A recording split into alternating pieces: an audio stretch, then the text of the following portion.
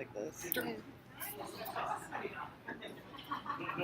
Hi everybody, it's Halo Sama again, still at the Industry Giants 2015. And here with...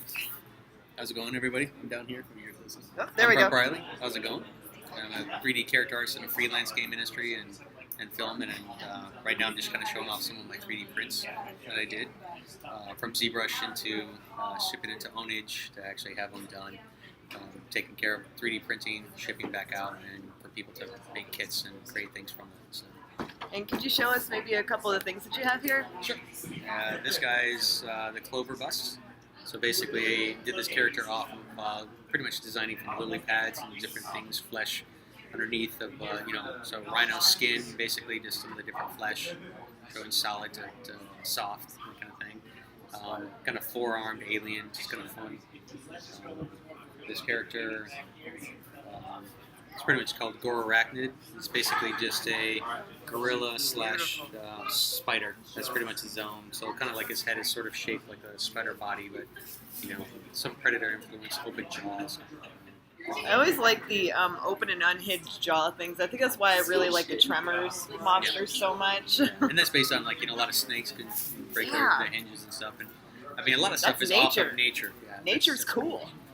This guy is just cerebrum, but basically I just started from a heart that I did, and I had a brain, and I started piecing together just some fun from some of the different friends said, let's make aliens, so that's where it came from. And then, once I got it all posed, and, playing around with the design across and how his arms kind of played, just kind of fun, because whenever you're designing 3D, you have to think of total rotation. And then this guy is called Caterpillar.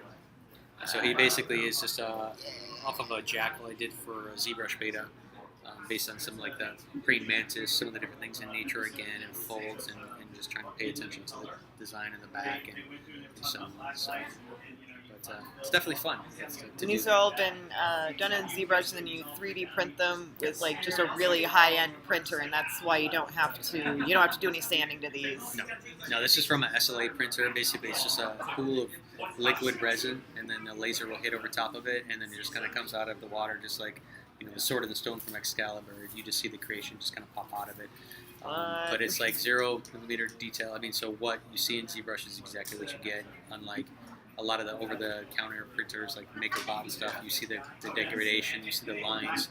You have to do a lot of softening, losing the details. And, but you get what you pay for. It costs a lot more for this one rather than the MakerBots, which are you pay for the resin and so on. So, but it's definitely fun.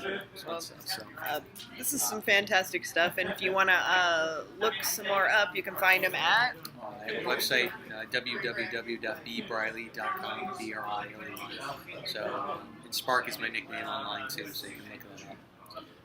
So, and I'll add the stuff in the subscription, so...